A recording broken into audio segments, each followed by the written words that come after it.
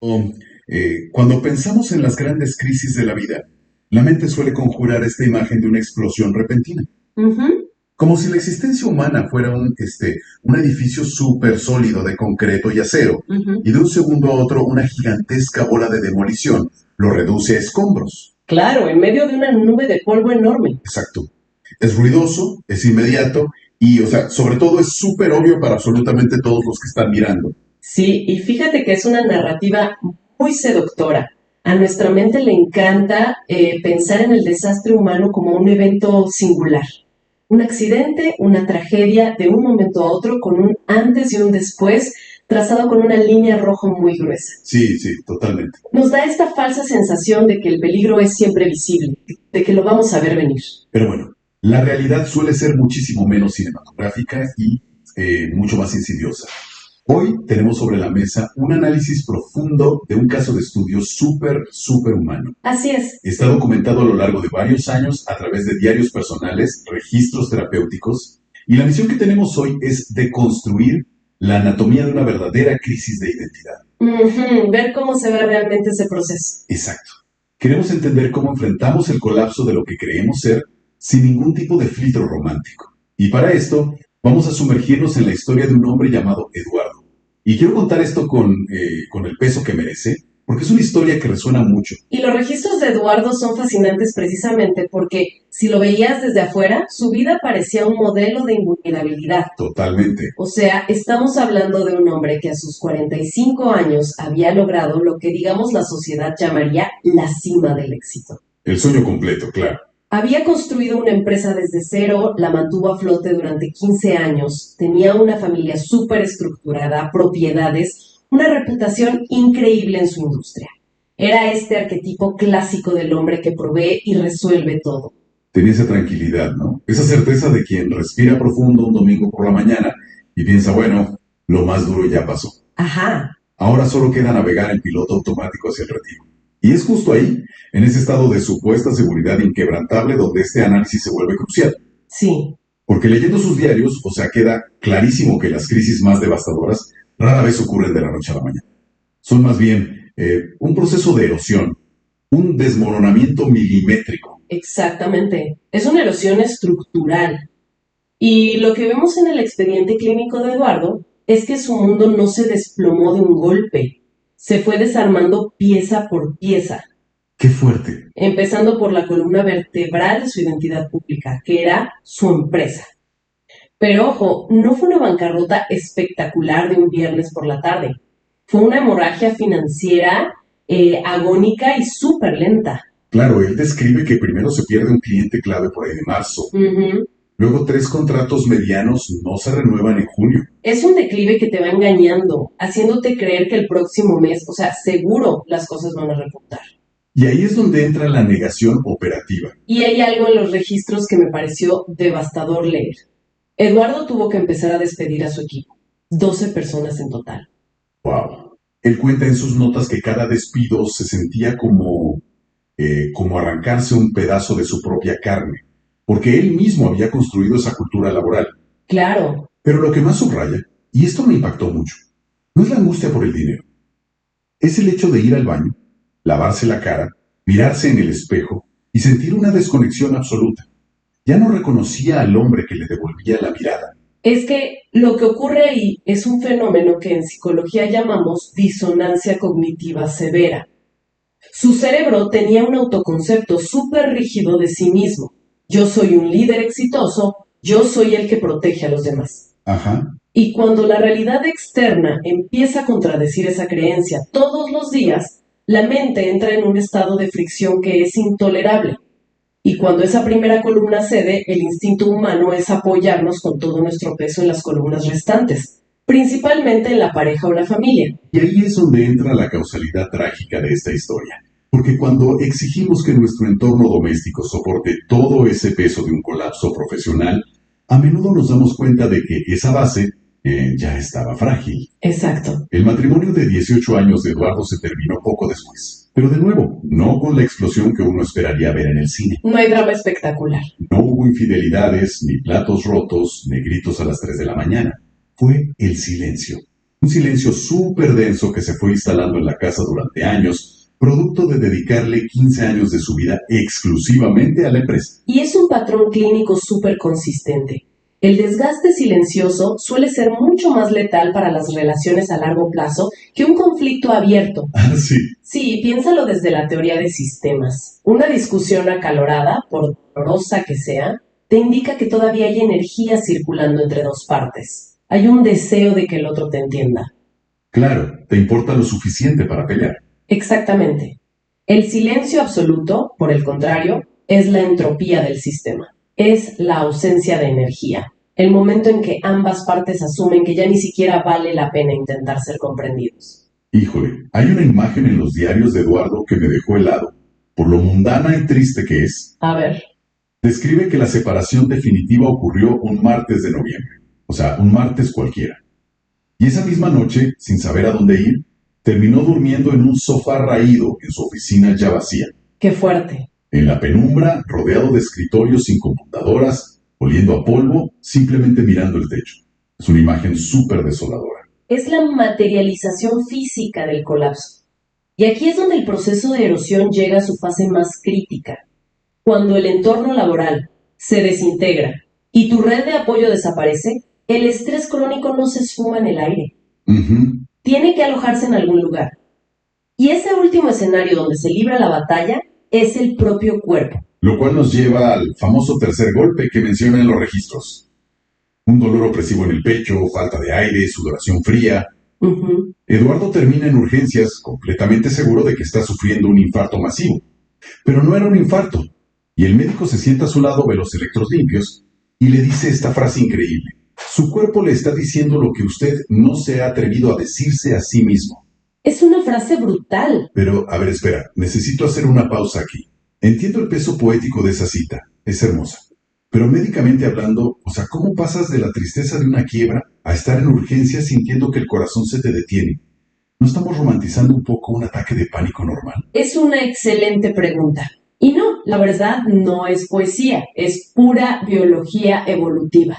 Lo que Eduardo experimentó fue un evento somático severo impulsado por un secuestro de la amígdala. Ok, explícame eso. A nivel neurológico, el cerebro procesa el rechazo social, la pérdida de estatus y la disolución de vínculos profundos, exactamente en las mismas regiones que procesan el dolor físico agudo. O sea, para el cerebro, perder la empresa y el matrimonio duele igual que si te apuñalan. Exactamente. Y como Eduardo había estado reprimiendo esa agonía mediante la negación, tratando de mantener esta fachada de control, su sistema nervioso estaba inundado crónicamente de cortisol y adrenalina. Claro, estaba en alerta máxima. Cuando la mente consciente se niega a procesar el dolor, el cuerpo asume que hay una amenaza física inminente. El dolor de pecho no era inventado, sus músculos intercostales estaban colapsando por tanta tensión. El cuerpo es un disco duro implacable. Eso le da un sentido totalmente distinto. Escuchando esta secuencia, me viene a la mente una analogía para tratar de entender esto. Es como cuando jugamos Jenga. Me encanta esa comparación. Al principio tienes esta torre de madera perfecta y sólida. Empiezas a empujar y sacar piezas de la base, del medio, y la estructura parece milagrosamente intacta. A nivel psicológico pasa igual. Sacamos piezas de nuestra salud, de nuestra relación, de nuestra paz mental, y nos decimos a nosotros mismos, mira qué fuerte soy. Me faltan 10 piezas y sigo trabajando 12 horas diarias. Claro. Hasta que sacas un bloque milimétrico más, o simplemente alguien abre la ventana y entra una brisa, y todo se viene abajo en un segundo. Es perfecta la analogía. La gravedad actúa todo el tiempo sobre la torre de Jenga, acumulando tensión invisible. La negación funciona igual. Es un escudo a corto plazo que nos permite sobrevivir. Si Eduardo hubiera absorbido toda esa tragedia en el mes 1, se habría paralizado. Y entonces la tensión quiebra la estructura, y es cuando llega lo que llamamos tocar fondo. Así es. Hablemos de eso, porque los diarios clínicos destrozan por completo este mito que tenemos de tocar fondo. Las películas nos venden que tocar fondo es un clímax narrativo. El protagonista llorando bajo la lluvia, gritando al cielo. Una gran revelación. Sí, pero la realidad documentada aquí es mucho más gris. Mucho más mundana y paralizante. Eduardo cuenta que pasó 3 semanas en un aislamiento casi monástico. Un departamento a oscuras, persianas completamente cerradas, fluctuando entre dormir 14 horas y luego pasar noches en blanco mirando el techo. Y dice que lo devoraba una sola pregunta en bucle. ¿Quién soy yo sin todo lo que perdí? Y esa pregunta es el núcleo de una crisis de identidad total. Cuando hemos fusionado nuestro yo con factores externos, o sea, el puesto de director, el dinero, el rol de proveedor, el día que esos andamios colapsan, nuestro yo se desvanece con ellos. Eduardo estaba de luto por la muerte de su propia identidad. Pero es justamente en el punto más profundo de ese vacío donde ocurre algo que cambia todo. Una tarde, su hija menor, que tenía 12 años, entra a la habitación a oscuras. Y ella no enciende las luces, no le da un discurso motivacional increíble. Simplemente camina a la cama, se acuesta en su pecho y con esa crudeza hermosa de los niños le dice: papá, tú eres lo mejor que tengo. Es que es imposible sobreestimar el impacto neurobiológico de esa simple interacción. Hay un concepto de Carl Rogers que lo explica perfecto. Es la diferencia entre el crecimiento condicional y la consideración positiva incondicional. A ver, aterriza eso a la frase de la niña. Las personas de alto rendimiento como Eduardo suelen vivir bajo amor condicional. Creen inconscientemente que solo valen si producen resultados o dinero. Lo que la niña hace es ofrecerle amor incondicional. Le dice: tu valor no depende de tus cuentas bancarias. Tu simple existencia es mi ancla. Wow, rompe toda su lógica. Exacto, rompe esa lógica transaccional que lo mantenía odiándose a sí mismo. Es la primera grieta por donde entra la luz. Pero quiero plantear algo, porque le he dado muchas vueltas. Solemos ver ese periodo de 3 semanas sin bañarse, sin salir, como tiempo perdido, un fracaso. ¿Pero acaso Eduardo no necesitaba exactamente ese nivel de encierro? O sea, si hubiera seguido corriendo frenéticamente de reunión en reunión, con todo el ruido de su vida anterior, jamás habría tenido el ancho de banda para escuchar la frase de su hija. ¿No fue esa oscuridad una cámara de privación sensorial necesaria? Es una lectura muy profunda, y tienes toda la razón. El vacío absoluto suele ser el único ecosistema donde nuestra brújula interna puede dejar de girar a lo loco y encontrar el norte. Al apagar los estímulos quedó despojado de todas sus armaduras, y paradójicamente, solo en esa vulnerabilidad extrema fue capaz de recibir amor. Y eso nos lleva a la diferencia entre el evento y la decisión, que es clave en este caso. Tocar fondo es un accidente, te arrastran, pero quedarte a vivir ahí, eso es una decisión. Y el catalizador para tomar la decisión de salir casi siempre viene de afuera, de un lugar inesperado. Para él fue un amigo de la infancia, alguien que lo conocía antes de que fuera el gran gerente. Exacto. El amigo lo llama un sábado y no le pregunta cómo estás, porque sabe que está fatal. Le dice: vamos a caminar. Y se van a un parque 2 horas, sin rumbo. Y caminando, Eduardo empieza a hablar sin filtros. Vomita toda su vergüenza, su terror al futuro. Lo que hace ese amigo es una clase magistral de escucha activa. Soporta la incomodidad del dolor ajeno sin interrumpir para dar consejos clichés de échale ganas. Y al final le ofrece un reencuadre cognitivo vital. Le dice: lo que me describes no es un fracaso, es una crisis de identidad. Y esas crisis te convierten en alguien que ni tú mismo conoces todavía. Y debo confesar que cuando leí esa parte me costó entenderlo. Porque al final del día, después de escuchar esa frase, él volvía a su casa y seguía quebrado, sin esposa y sin empresa. ¿Por qué cambiar la etiqueta verbal hizo tanta diferencia? Porque el lenguaje estructura nuestra realidad. La palabra fracaso es terminal. Es una sentencia de muerte psicológica. Significa perdiste y se acabó. Ya no hay salida. En cambio, crisis de identidad implica movimiento, una transición. Le quitó la etiqueta de perdedor y le puso la de persona en evolución. Le devolvió el control de su futuro. Cambia toda la arquitectura mental. Es como cuando tu computadora se congela y la pantalla se va a negro. Es aterrador, pero ese reinicio forzado no significa que la máquina sirva para la basura. Claro. Es el sistema bajando defensas para instalar una actualización que pueda procesar la nueva realidad. Me encanta esa analogía, pero le añadiría un matiz. La actualización no pasa sola por arte de magia.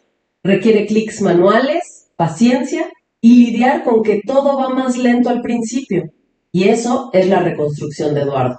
Y ahí es donde las notas son súper honestas. La reconstrucción carece de romanticismo.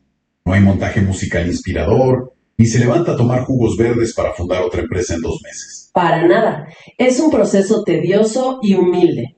Eduardo empezó moviendo el cuerpo, caminando a diario. La acción precede a la motivación. Al forzar el movimiento físico, desatascó su química cerebral. Y luego vino el golpe al ego laboral.